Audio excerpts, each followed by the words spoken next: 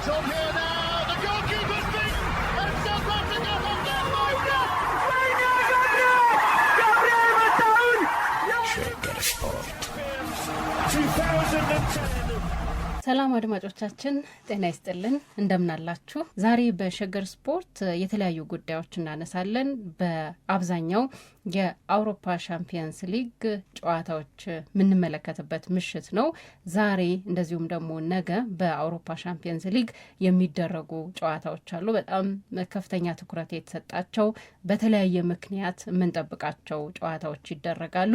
ስለዚህ ስለምንጠብቃቸው ጨዋታዎችና በተለያዩ ደግሞ መንገዶች መነጋገሪያ ስለሆኑ ስፖርታዊ ጉዳዮች እያነሳን እንቀጥላለን።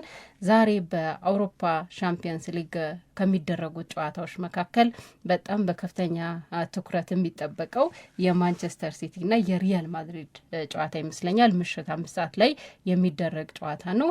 ከዛ ደግሞ በተመሳሳይ ሰዓት ቼልሲ ከፓሪስ ሰን ጀርማ፣ አርሰናል ደግሞ ከባየር ሊቨርኩሰን የሚያደርጓቸው ጨዋታዎች አሉ። በእነዚህ ጨዋታዎች ላይ ምን እየተባለ ነው የሚለውን ለማንሳት እንሞክራለን። ከዛ በፊት ግን ምሽት 2:45 ላይ ስፖርቲንግ ከቦዶ ግሊምት ጋራ የሚያደርገውም ጨዋታ በጣም አሪፍ ፍክክር ይታይበታል ተብሎ የሚጠበቅ ነው።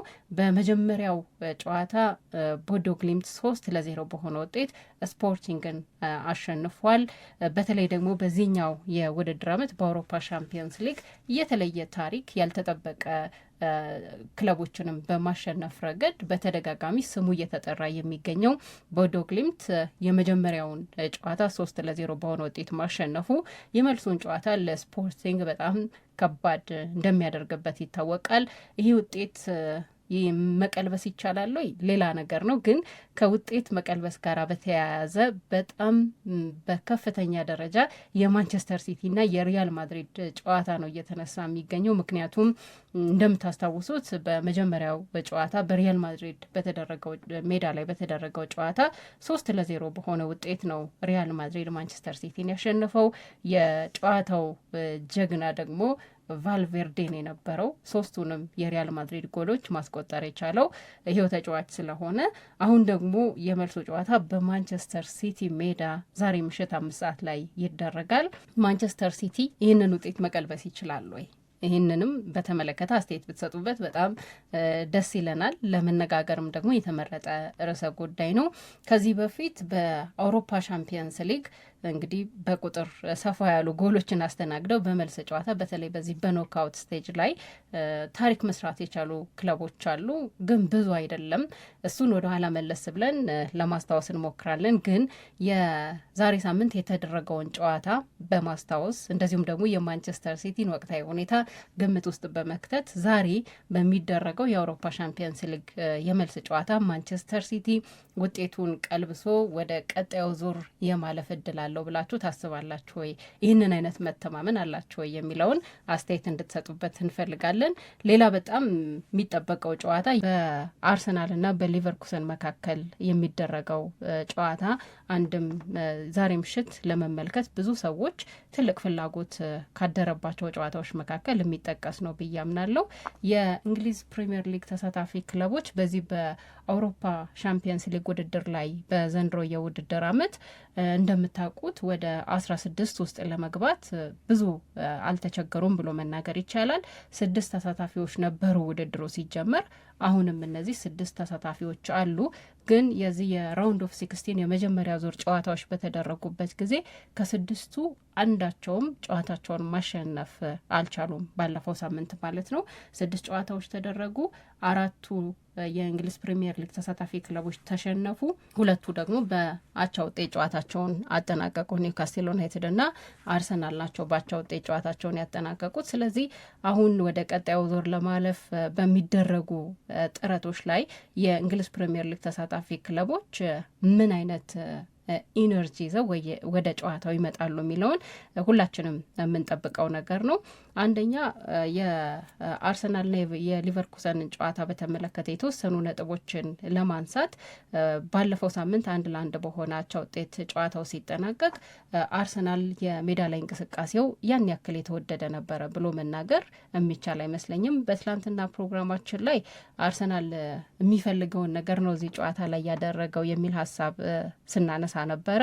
በሌላ መንገድ ደግሞ በዚህኛው ጨዋታ ላይ አርሰናል ነገሮችን በሙሉ መጨረስ የሚችልበት እድል ተፈጥሮ ቢሆን ኖሮ የበለጠ ለአርሰናል አሁን ባለው ጊዜ አስተማማኝ ሁኔታ ላይ እንዲቀመጥ ያደርገዋል። ምክንያቱም በሳምንቱ መጨረሻ ላይ የዋንጫ ጨዋታ ያለበት ቡድን ስለሆነ እንደገና ጫና ለመቀነስ በመጀመሪያው ጨዋታ ላይ ተፈጥረው የነበሩ እድሎችን መጠቀም በጣም ጥሩ ይሆንለት ነበር ተብሎ ሀሳብም ሊነሳ ይችላል። ግን የሆነ ሆኖ 1-1 በሆናቸው ውጤት ነው የተጠናቀቀው። ከዛ በኋላ ከኤቨርተን ጋር በፕሪሚየር ሊጉ የተደረገው ጨዋታ ገና ከትዝታችን ከአእምሯችን ያልወጣ ነው። ምክንያቱም ጨዋታው ብዙ አስደሳችም መነጋገሪያም እንደዚሁም ደግሞ አስገራሚም የሚባሉ ነገሮች ስለተፈጠሩበት ነው። ይህንን ያው በሳምንቱ መጨረሻ በስፋት ስንነጋገርበት የነበረ ነው። ግን አንድም የሊቨርኩሰን ጨዋታ ላይ በአርቴታና በአርሰናል በኩል ጥንቃቄ የተመረጠበት ጨዋታ ብዙ ጉልበት ላለማባከን የተመረጠበት ዋነኛው ምክንያት ኤቨርተን እንዲህ አይነት አጨዋወቶችን ይዞ ወደ ሜዳ ሊመጣ እንደሚችል ከማወቅና ለዛኛው ጨዋታ ደግሞ ትልቅ ዝግጅት ከማድረግ አንጻር ነው የሚል ሀሳብም ስናነሳ ቆይተናል። ለማንኛውም ዛሬ የመልሱ ጨዋታ ይደረጋል። በዚህ በመልሱ ጨዋታ ላይ በአርቴታ በኩል የሚጠበቁ ደግሞ ትልልቅ ጉዳዮች ይኖራሉ። አንደኛው ከሚያሰልፋቸው ተጫዋቾች ጋር በተያያዘ ማን ሊመርጥ ይችላል የሚለው ነው። በመጀመሪያው በዚህ በሊቨርኩሰን ጨዋታ ላይ እንደምታስታውሱት የቡካዮ ሳካ የሜዳ ላይ እንቅስቃሴ እየተወደደ አልነበረም። በ60ኛው ደቂቃ ላይ ነበረ ከሜዳ ተቀይሮ የወጣው እና እስከ 60ኛው ደቂቃ ሜዳ ላይ እስከቆየበት ጊዜ ድረስ ደግሞ የሚታወስ ነገርም ጨዋታው ላይ ተጽዕኖ መፍጠር የቻለም ነገር ማድረግ አልቻለም ነበር እና ብዙ አስተያየቶች ከጨዋታው በኋላ ስለ ቡካዮ ሳካ እንዲሰነዘር ያደረገ ነው። በአርቴታም በኩል ቡካዮ ሳካን የመሰለውን የቡድኑን ዋና ተጫዋች በ60ኛ ደቂቃ ላይ ተቀይሮ እንዲወጣ ማድረግም ትልቅ ውሳኔን ይጠይቅ እንደነበረ አይተናል። እንደ አጋጣሚ ሆኖ ደግሞ በቡካዮ ሳካ ተቀይሮ ሲወጣ ወደ ሜዳ የገባው ማዱኬ ነው የነበረው። ኑኖ ማዱኬ በጨዋታው ላይ ትልቁ ተጽዕኖ ፈጣሪ የሆነው ተጫዋች ነው። አንደኛ እሱ ከገባ በኋላ አርሰናል የማዕዘን ምቶች እንዲያገኝ እድል የፈጠረበት አጋጣሚ ሰፋ አለ። ሁለተኛ ደግሞ በመጨረሻ ደቂቃ ላይ ቢሆን ለተገኘው እንግዲህ የፍጹም ቅጣት ምት መገኘት የማዱኬ አስተዋጽኦ ትልቅ ነው የነበረው እና አሁንስ በዚህ ጨዋታ ላይ ምን አይነት ውሳኔዎችን አርቴታ ይወስናል የሚለውን እንድንጠብቅ የሚያደርገን ነው። ከመጀመሪያው ጨዋታ አንጻር ብቻ ግን አይደለም ይሄ መታየት ያለበት። በአርሰናል በኩል አሁን በሳምንት 3 ጨዋታ እያደረገ ነው። ይሄ ደግሞ ማለት በየጨዋታዎቹ ላይ የመጀመሪያ ቀዳሚ ተሰላፊ ሆኖ አገልግሎት እየሰጠ የሚገኘው ቡካዮ ሳካ ነው። ከአለፉት እንግዲህ ተከታታይ ጨዋታዎችን አንጻር ስትመለከቱት በሳምንት 3 ጨዋታዎች አርሰናል ሲያደርግ ከ3ቱ መካከል በ2ቱ ቀዳሚ ተሰላፊ ሆኖ የጀመረው ቡካዮ ሳካ ነው እና የቡካዮ ሳካ አሁን ደግሞ የማረፍ እድልም ይገባዋል የሚል አስተያየት የሚሰጥበት ነው። ለማንኛውም ግን ይሄ ትልቁ ውሳኔ የሚሆነው የአርቴታ ነው። ቡካዮ ሳካን አስቀምጦ በኑኖ ማዱኬ የዛሬውን ጨዋታ ይጀምራሉ የሚለው አንድ የምንጠብቀው ነው ከጨዋታው ጋር በተያያዘ። ሌላ ደግሞ የፊት መስመሩን በተመለከተ አሁንም በዮኮሬሽና በሃቨርትስ መካከል የተወሰኑ ሀሳቦች ሊነሱ የሚችሉበት እድል ሊፈጥር ይችላል ተብሎ የሚጠበቅ ነው። ሁላችንም እንደምናስታውሰው ከሃቨርትስ ከጉዳት እንደተመለሰ በነበሩት የተወሰኑ ጨዋታዎች ላይ ከዮኮሬሽ ጋር የፈጠረው ጥምረት በጣም ጥሩ የሚባል ነው እና ግን ያንን ጥምረት በተደጋጋሚ ጨዋታዎች ላይ ማየት ሳንችል ቀርተናል። በድጋሚ ካይ ሃቨርትስ ስለተጎዳ ማለት ነው። በነገራችን ላይ በኤቨርተን ጨዋታ ላይ የካይ ሃቨርትስ የሜዳ ላይ እንቅስቃሴ ያን ያክል ውሃ የሚያነሳም አልነበረም። ዮኮሬሽ ተቀምጦ ካይ ሃቨርትዝ ነው ጨዋታውን እንዲጀምር የተደረገው። ግን የካይ ሃቨርትዝ አገልግሎትም ብዙ ጨዋታው ላይ ተጽዕኖ የሚፈጥር እንዳልነበር አይተናል።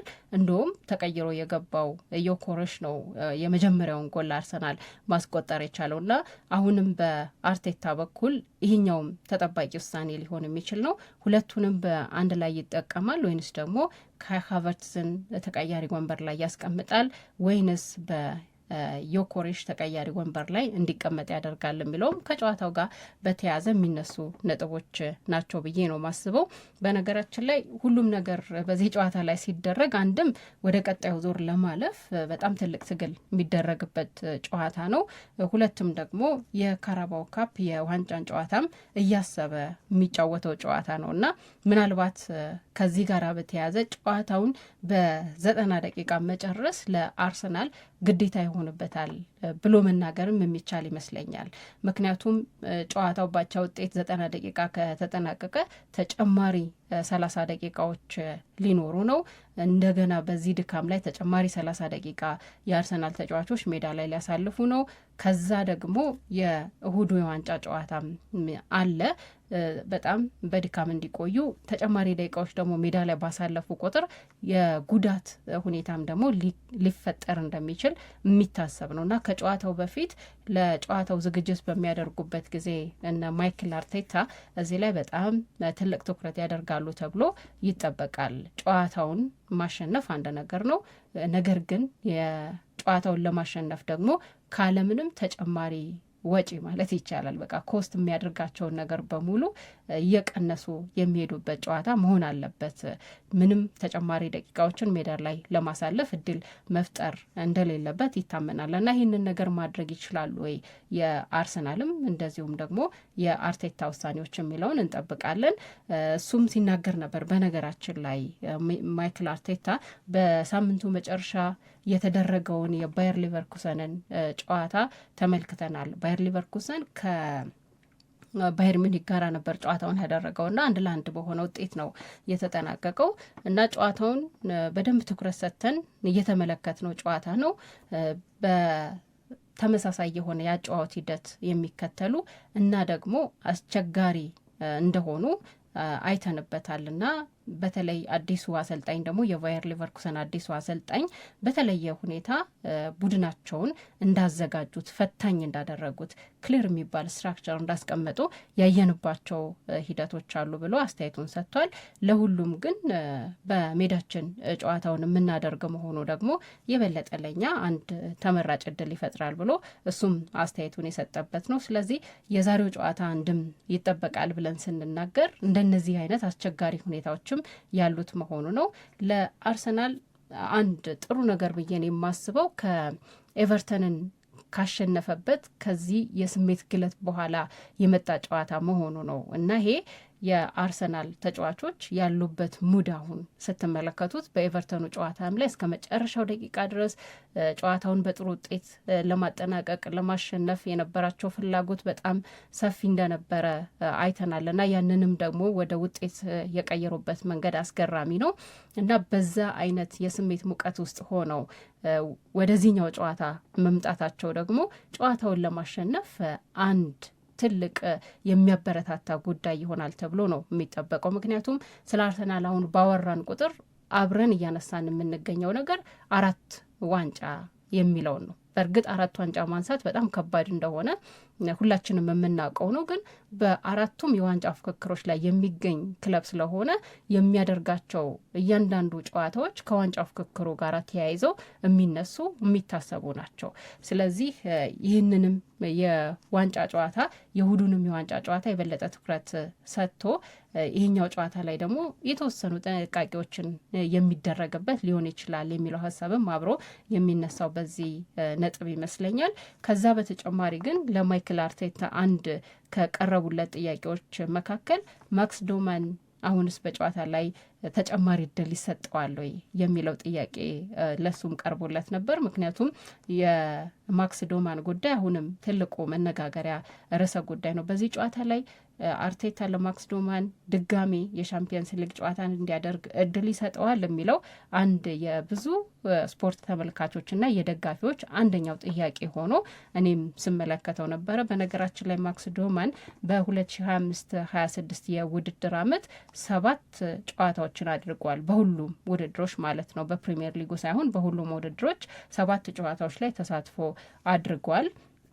ከነዚህ ከ7ቱ ደግሞ 2ቱ ጨዋታ የጀመረባቸው ጨዋታዎች ናቸው። አጠቃላይ ወደ 236 ደቂቃዎችን በሜዳ ላይ ማሳለፍ የቻለ የ16 ዓመት ታዳጊ ነው እና አርቴታ ሁኔታውን እናያለን ብሏል። እንግዲህ የማክስ ዶማን የጨዋታ ላይ የመሰለፍ ያለመሰለፍ እድልን በተመለከተ ማለት ነው እንደ ጨዋታው የሚወሰን ነው እና በጨዋታው ላይ የሚያጋጥመንን ነገር አይተን ይሄኛው ጨዋታ ማክስ ዶማንን ይፈልጋል የሚል ያው ውሳኔ ላይ ከደረስን ለማክስ ዶማን ተጨማሪ የመጫወቻ ደቂቃዎችን የምንሰጥበት እድል ሊኖር ይችላል የሚል አስተያየቱን ሰጥቷል። ግን ስለ ማክስ ዶማን ያለው እምነት በሱ ላይ ያለው ደግሞ በጣም ትልቅ የሚባል እንግዲህ ፖዘቲቭ የሆነ ሀሳብም በአርቴታ በኩል በተደጋጋሚ የተገለጸ መሆኑን መርሳት የለብንም ብዬ አስባለሁ።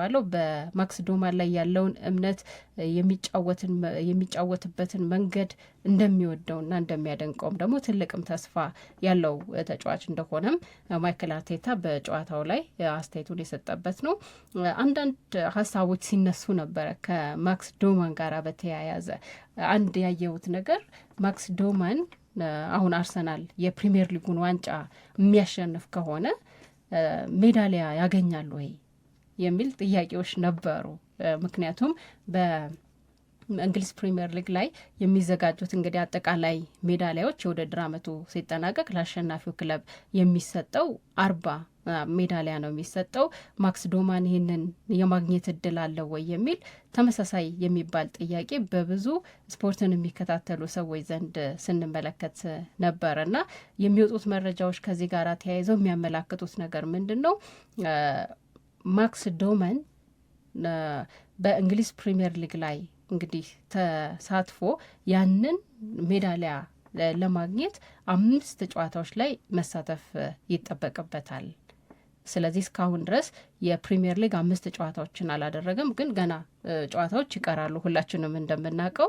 ይህንን ታሳቢ ካደረገ ማይክል አርቴታ በቀጣዮቹ ጨዋታዎች ላይ 2 ጨዋታዎች ስለሆኑ የሚቀሩት እነዛ ጨዋታዎች ላይ እንዲሰለፍ የሚያመቻችበት እድል ይኖራል ተብሎ ነው የሚጠበቀው። ግን 5 ጨዋታዎች ላይ መሰለፍ ይኖርበታል ሜዳሊያ ለማግኘት ነው። ግን ደግሞ ሌላ እንደዚሁ እድል ደግሞ አለ።